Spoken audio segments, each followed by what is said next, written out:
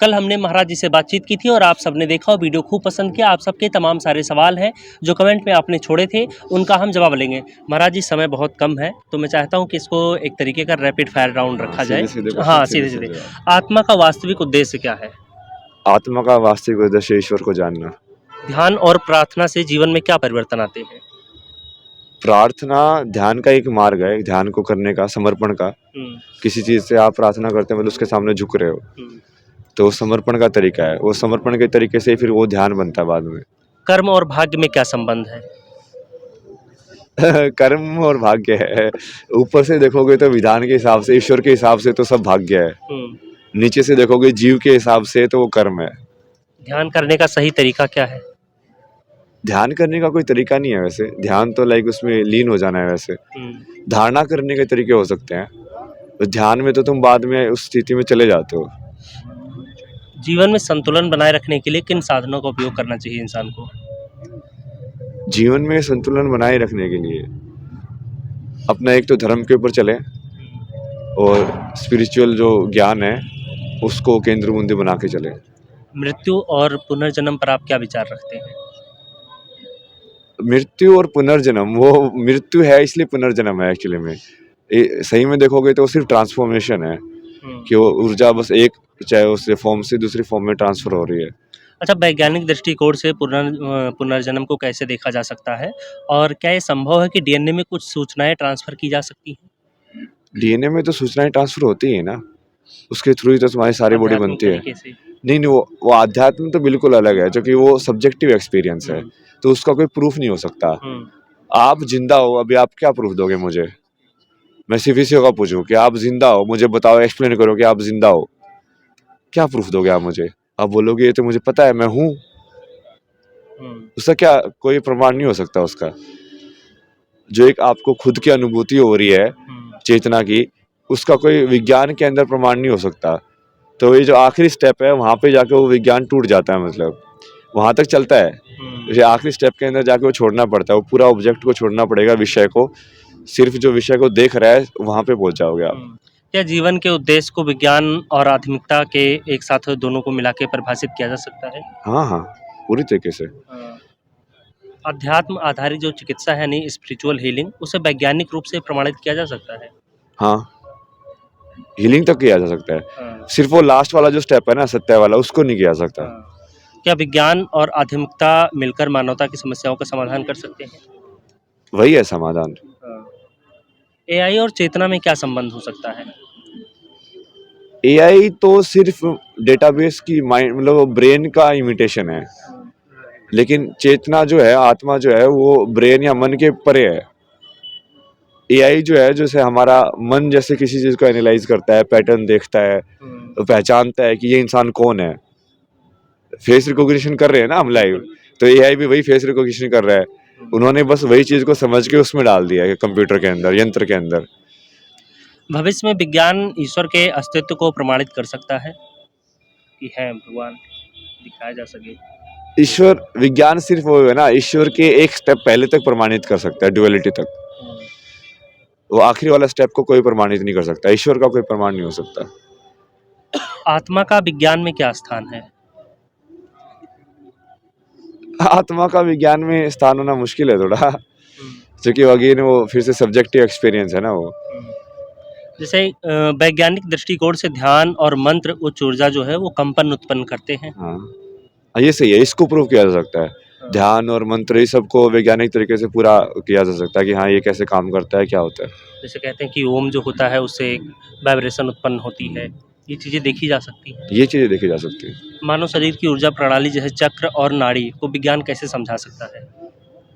चक्र और नाड़ी को विज्ञान कैसे समझा सकता है? चक्र और नाड़ी को समझने के लिए उनको एनर्जी को एज ए वन फील्ड करके उसको देखना पड़ेगा। जैसे अभी हम एनर्जी देख रहे हैं ना, जैसे मैं बोलता हूँ कि ये लाइट एनर्जी है, ये दूसरी वाली विंड एनर्जी है। ये देखने के बजाय मैं देखूं कि ये पूरा एक एनर्जी का ये कॉन्टिन्यूस फील्ड है, तब आप वो चक्र और नाड़ी को समझ पाओगे। अहंकार को कैसे नियंत्रित किया जा सकता है? अहंकार को कैसे नियंत्रित किया जा सकता है? क्योंकि ये सबसे मुश्किल हो रहा है आज के समय में। बट अहंकार को यदि नियंत्रित करने की सोच जिसके अंदर आई है, तो इसका मतलब उसका अहंकार ऑलरेडी नियंत्रित हो रहा है। क्योंकि असली अहंकारी के अंदर तो ये सोच ही नहीं आएगी कि मुझे नियंत्रित करना है, क्योंकि वो सोच किसके अंदर आ रही है, मैं के अंदर ही आ रही है। मैं को ख़त्म करेगा, इसका मतलब कहीं न कहीं उसका अहंकार ऑलरेडी कम हो रहा है। अच्छा, एक चीज़ और आजकल बहुत ज़्यादा वीडियो देखने को मिल रही है जिसमें साधु संत जो हैं वो नाराज़ हो जा रहे हैं, चिमटे से पीट रहे हैं। ये मेरा आखिरी सवाल है। तो क्या जो ये गुस्सा है इसको कंट्रोल किया जा सकता है? हाँ, मतलब कंट्रोल करने को तो कर भी सकते हैं। मतलब मतलब वो दूसरों को क्षमा करना इतना कठिन क्यों होता जा रहा है? नहीं, वो ज़रूरी नहीं है। कई बार वैसे प्यार से भी या उस वो अलग अंदाज़ में भी कर देते हैं ना कि वो लोग वैसे ही होते हैं। जैसे थोड़ा बहुत मुझे इसका समझाया ना उन्होंने कि ये लोग जो है जैसे पहाड़ के अंदर बहुत टाइम तक रहते हैं, तो वो समाज के अंदर उनको इतना ज़्यादा इंटरेक्शन या ये सब चीज़ों में नहीं पड़ते ना वो। और वो सोचो ना, पहाड़ के अंदर, हिमालय के अंदर बैठे हुए हैं 3-4 लोग सिर्फ उसी ज़िंदगी के अंदर, और फिर वो कुंभ के अंदर आते हैं, इतने सारे लोगों के साथ मिलते हैं। अब कौन सा रिपोर्टर क्या है, उनको क्या पता है ज़िंदगी में क्या हो रहा है इस वाले पूरे खेम के अंदर। तो इसीलिए क्षमा करना मुश्किल होता है।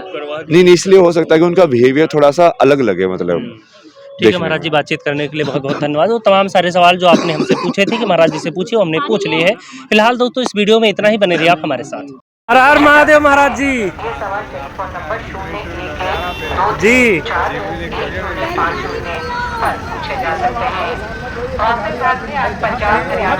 बताइए, मैं आपकी सेवा महाराज जी को जानते हैं? हम महाराज जी को इतना जानते हैं, हम इंसान हैं, महाराज जी इंसान हैं और 6 मेरा इतना ही परिचय है। हम पहले इंसान हैं, हम उसके बाद किसी पद पे हैं। मेरी अपनी जो सोच रहती है, humanity first of all, then anybody. बिल्कुल सही बात है। आप लोगों से बहुत सारे लोग इंस्पायर हो रहे हैं, जितने भी यहाँ पे साधु संत हैं। सही है ना, वही तो चाहिए। आपकी इंस्टाग्राम आईडी पूछ रहे थे लोग कमेंट में। ABHEY_SINGH।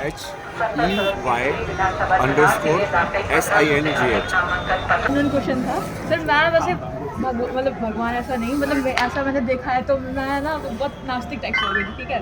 तो मुझे 2 लोग बहुत पसंद है, एक आप, ठीक है, और एक दूसरे वो प्रेमानंद महाराज जो है। मैं आपसे एक मिलना चाहती थी और एक प्रेमानंद महाराज से मिलना चाहती हूँ। वो अभी बकेट लिस्ट पे है, जो भी टिक मारना है। आपसे मिलना चाहते थे। तो फिर आपने ये बात क्यों चूज़ किया? नहीं, ऐसा बात नहीं है ना, वो वही तो हम बता रहे हैं बार-बार। आप उससे जीवन के बारे में समझोगे कि आप कौन हो, तो आप कैसे समझोगे? जैसे हमारे पेरेंट्स तो हमें फोर्स ही करते हैं कि आईएएस बन जाओ, पीसीएस बन जाओ, हाँ, तब तो ये हो। पेरेंट्स वाला कितना इशू डिस्कस किया ना हमने। यहाँ पे अभी देखिए राजनाथ सिंह आए थे सर, हमें रोक दिया गया कि रुक जाओ, वेट यार। तो यही तो बात है ना, आप लोग बोलो ना ये बात, फिर वो समझ में आएगी। मैंने पूछा, ये पुलिस रिपोर्टर वालों से मेरा है, पूछा। माँ बाप का सवाल पूछ के परेशान कर दिया। बट जनरली ये वाला चीज़ होता ही ना, आज के पेरेंट्स में वो ज़्यादा है कि वो बच्चे को। द प्रॉब्लम इसकी वो भी जिस सोसाइटी से आते हैं, जिस जहाँ से मतलब उनकी अपब्रिंगिंग हुई है, वहाँ अचानक से सडन चेंज तो नहीं हो जाएगा ना। दिस इज नॉट वो तो चल नहीं रहा कि सडन चेंज हो जाएगा, उनकी थिंकिंग अचानक से चेंज हो जाएगी। नहीं, बट वो फिर कैसे होगा? हमें करके दिखाना होगा ना। अगर अब हम आप नहीं- लोग करो फिर, आप लोगों की जनरेशन करेगी और कौन करेगा? I will definitely try। कोई हेल्प चाहिए तो आप बताओ कि आपको किस चीज़ में, मतलब उसको करने में, किसी भी चीज़ की ज्ञान के फॉर्म में या नॉलेज के फॉर्म में आपको समझ में नहीं आ रहा है कि चीज़ कैसे करनी है, ये सब। मुझे तो मेरा करियर ही नहीं समझ में आ रहा कि मुझे करना क्या है आगे। ये सब करो ना, ज्ञान की खोज करो।